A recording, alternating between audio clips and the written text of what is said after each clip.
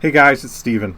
I originally made this video for my private Trade Your Edge group, but I figured why not share it here on YouTube as well. It's a training on how I set stop losses, how I think about them, where traders sort of mess it up, and some simple methods that I use to keep trades under control. I hope it helps you out, and if it does, please hit subscribe below so you don't miss the other trainings that I'll be posting here on YouTube. So set those stops and don't lose money. Thanks. Today we are going to talk about everyone's favorite subject, and that is setting stops. It's actually everyone's least favorite subject. Setting stops is obviously a risk management technique that everyone should master. To me, it's one of the sort of first skills you have to have as a trader before you can worry about where to sell something and taking profits. You have to know how to set stops. And that's obviously because if you don't set stops, you can wipe out your account. And when you're trading, money is the fuel for the activity that you're doing. And if you get rid of that fuel, then you're done. So setting stops is uber important, and it's a topic that, again, you have to master before you really move on to the other skills that are involved in trading. But once you can master setting a stop and keeping stops, more importantly, then you're pretty much set in trading. Anybody can make money in the market. It's just not that difficult to do. The hard thing is keeping the money. That's the tough thing, and that's what stops are for. So let's jump right into talking about stops, some of the various ways you can do it, and then we'll look at some applications and do some examples on Wednesday when we meet in the Zoom group. We'll go through some specific charts and look at ways to set stops. So first, a stop can take many forms, and we'll talk about some of the different ones here in just a sec.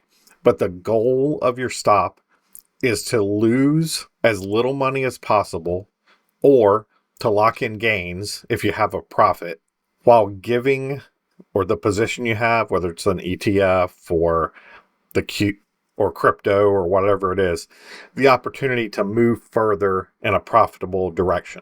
You're going to have to adjust how you take stops to your trading style. So what works best for you as an individual is going to be different than what works best for me as an individual. We'll go through a lot of different ways you can set stops.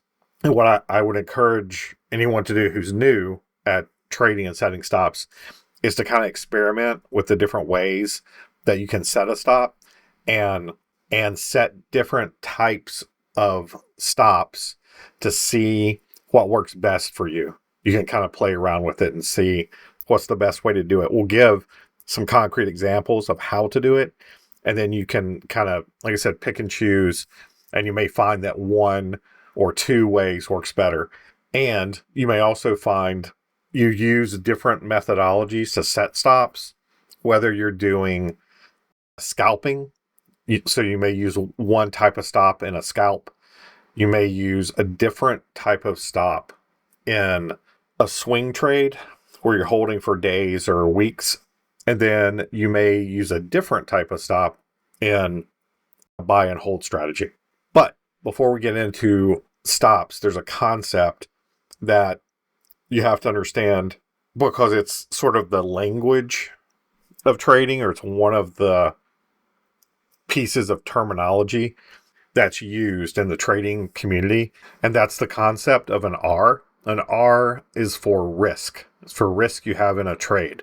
So an example is, if you buy one share of stock and you're willing to risk $5 in that stock, so you're willing for it to go to 15 before you sell it and get stopped out, then your R is 5, which means your risk is $5. And when we talk about stops and profit, and especially risk reward and how much loss I'm going to take for how much profit I expect to make, we always talk in terms of R's. For example, if I'm looking to make 2 R's, you'll hear traders talking this way. 2 R's is a multiple of the risk they're going to take. So if I'm willing to risk $5, like in the example above, then 1 R for me is 5 and 2 R's is 10.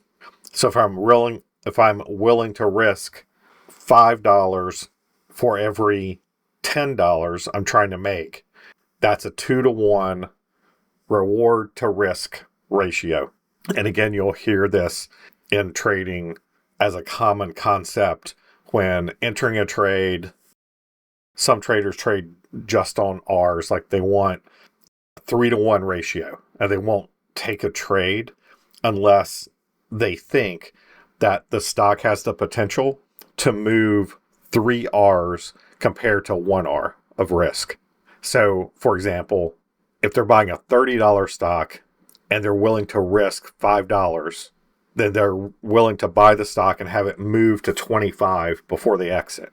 But if they're looking for a 3R return, then they're looking for the stock to move to $45 before they exit and take profit.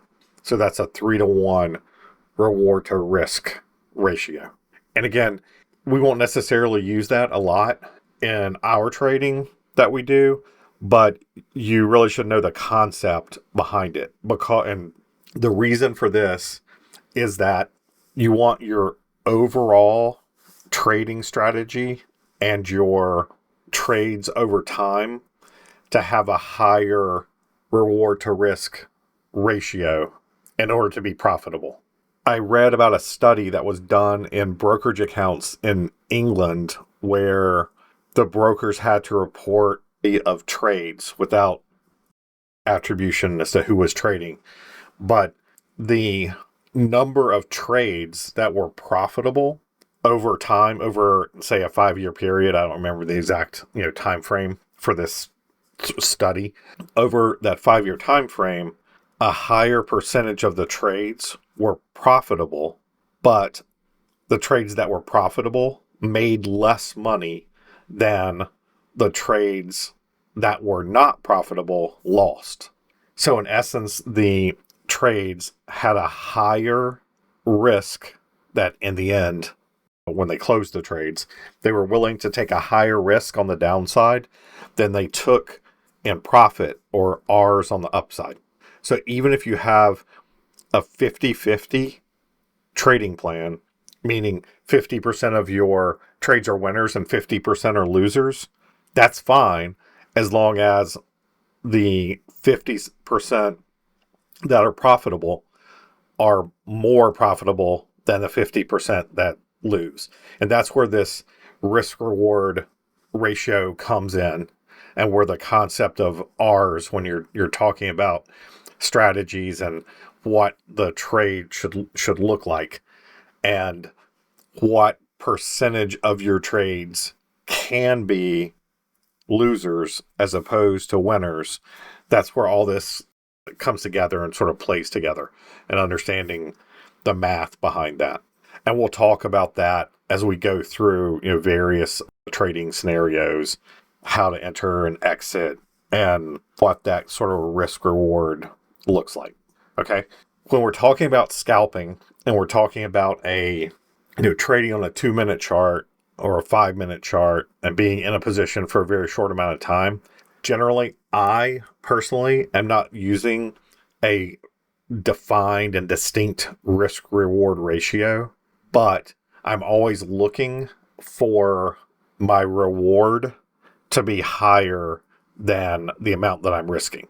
And we'll talk about that very specifically in some of the trades that we talk about. But what you want to do is have a very close stop loss when you enter a position, so that if you lose on the position, you're going to lose a small amount of money, and you want to have a much larger possibility when you enter a position. And that's some of the things when we talked about looking to the left and whether or not there is, say it's a long position, and you're looking to see where resistance is, you want to have a decent amount of space up to resistance. If that's kind of the target that you think the stock can get to, you want to have, say that resistance is $1 away to the upside. You want to have, 25 cents on the downside that you're willing to lose. So in the end, you end up with a 4-to-1 reward to risk ratio. But again, I'm not calculating that on every trade. You just want to keep it in mind that you want the risk side to be smaller than the potential reward side. And again, we'll look at, when we go through charts and go through trades, we'll talk about this, constantly. Let's talk about different types of stops. One is a dollar amount stop. So it's literally, I'm willing to risk $100 in this trade.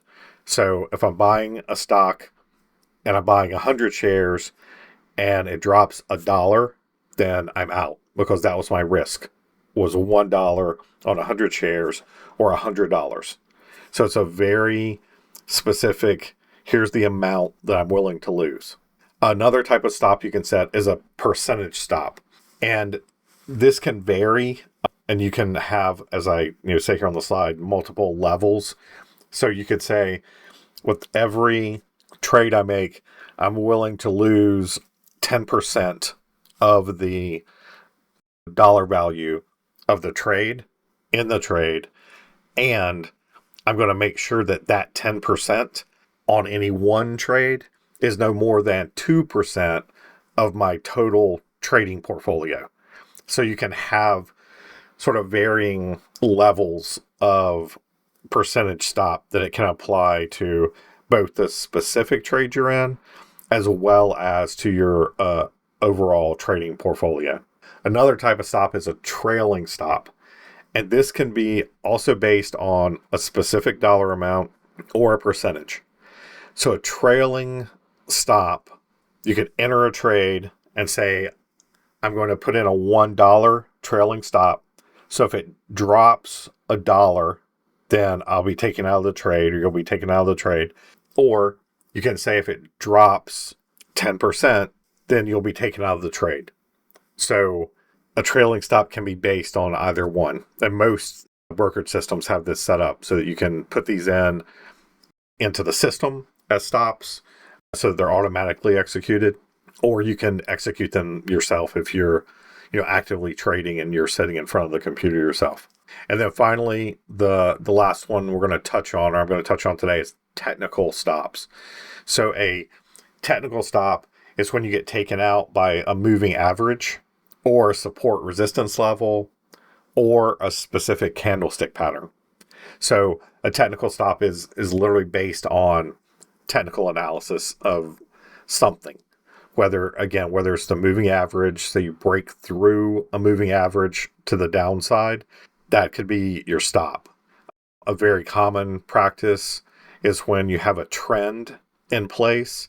If you're using a 20 period moving average, say on the daily chart, and you use a break of that 20 as a stop. And when we start talking about scalping or shorter time frames, the 20 can also be used in that way. And another way to use moving averages, especially on a shorter time frame, is if you have a stock that's trading on a moving average, and say it's either the 8 or the 13 are the two kind of closer ones that I use.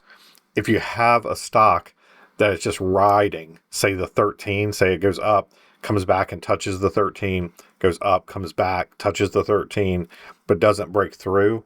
If you identify that intraday, then you can then use a break of the 13 as a stop. Okay. Another thing that we've already talked about, support and resistance. If you identify a strong support level, if it breaks that support level, that's your stop. And another thing that we'll touch on a lot, and we'll go through a lot of charts and a lot of patterns with this, is candlestick patterns.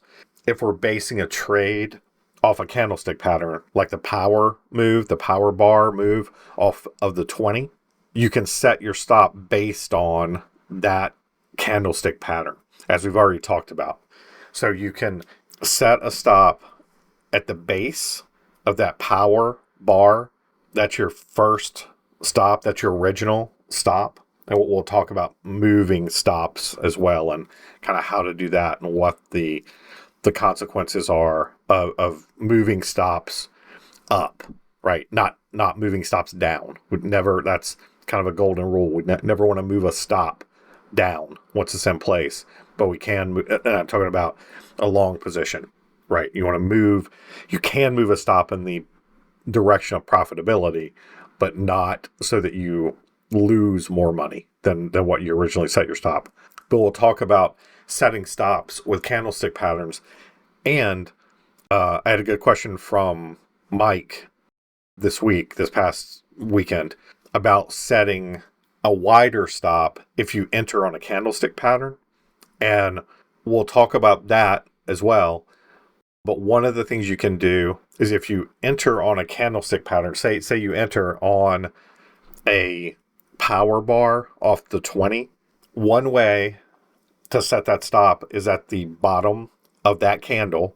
But if that candle is very close to a support level, say the base of the candle is just a little bit above, a support level, then another way to set a stop is to set it at that support level. One of the things that we see a lot, especially intraday, but it's also a reoccurring pattern on daily charts, is the double bottom. And when you have a double bottom in place, the candlestick that is the sort of igniting candlestick, the power bar, it may not begin exactly at the price point for the double bottom. And so if you buy off of a candlestick like that, it's not a bad idea to put your stop at the double bottom. So then you're kind of combining, right? You're combining a candlestick pattern with a support resistance, a support in the example of a long position. So you're combining a candlestick buy and a support level on the chart as your stop. And there's various ways you can mix and match. And again, you've got to find the one that works best for you as we go through some of the different kinds of stops and where they can be used most effectively. But it's something, again, we'll be talking about constantly. Like where's a good place to set a stop? Anytime we're trading, off of a chart and looking at levels, we can talk about various ways to set stops. So that's it for our introduction to types of stops and setting stops and why it's important to have stops. Again, I think it's one of the most important and critical first skills to learn as a trader is setting stops. So I hope this video helped to introduce the concepts. And on Wednesday, we'll go through some concrete examples, some charts, and see why it's so important to have stops in place. So I will talk to you guys on Wednesday. Thanks.